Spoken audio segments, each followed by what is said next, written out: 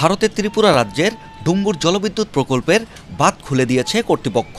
এর ফলে হু হু করে পানি ঢুকছে বাংলাদেশে। সেই সাথে অবিরাম বৃষ্টিতে দেশের বিভিন্ন এলাকায় বন্যা পরিস্থিতির অবনতি হয়েছে। অনেক এলাকায় নিম্নাঞ্চল প্লাবিত হয়ে পানি উঠেছে বসতবাড়িতে। পানিবন্দী হয়ে বিপাকে পড়েছেন লক্ষাধিক মানুষ। জলাবদ্ধ এলাকার শিক্ষা প্রতিষ্ঠানগুলো বন্ধ ঘোষণা করা হয়েছে।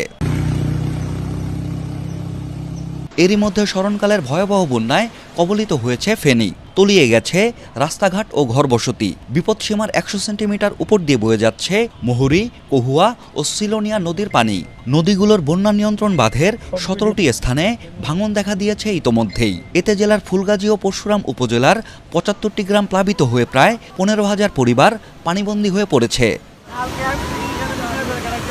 লক্ষ্মীপুর পৌরসভার বিভিন্ন স্থানে দেখা দিয়েছে হাঁটু সমান জলাবদ্ধতা। জোয়ারের পানিতে উপকূলের ২০টি এলাকা প্লাবিত হয়েছে। ভেসে গেছে শতাধিক ঘেরের মাছ। মৌলভীবাজারের কমলগঞ্জে বাঁধের ৩টি স্থানে ভাঙন দেখা দিয়েছে। লোকালয়ে পানি ঢুকে কয়েক হাজার মানুষ পানিবন্দী হয়ে পড়েছেন। কমলগঞ্জ আদমপুর এবং শমশেরনগর কুলাউড়া সড়কের শমশেরনগর বিমানবন্দর এলাকার সড়ক পানিতে তলিয়ে যাওয়ায় যোগাযোগ বন্ধ রয়েছে। কুমিল্লার ১৪ গ্রাম পৌরসভা সহ উপজেলার ১৩টি ইউনিয়নের প্রায় ৫০,০০০ মানুষ পানিবন্দী হয়ে পড়েছেন। বিচ্ছিন্ন হয়ে পড়েছে আঞ্চলিক সড়ক যোগাযোগ। বন্যার পানি প্রবেশ করেছে উপজেলা পরিষদ ও স্বাস্থ্য কমপ্লেক্সে। চট্টগ্রাম নগরের নিম্নাঞ্চলে জলাবদ্ধতা দেখা দিয়েছে। পানি ঢুকে পড়েছে বাসাবাড়ি, দোকানপাট ও কয়েকটি মার্কেটে।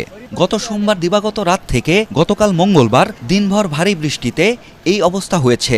এরই মধ্যে অন্তত ১৬টি এলাকায় জলাবদ্ধতার সৃষ্টি হয়েছে।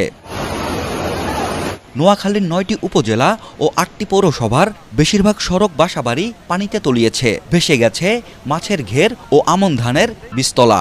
পানিবন্দী হয়ে বিপাকে জেলার প্রায় ৮০ ভাগ মানুষ।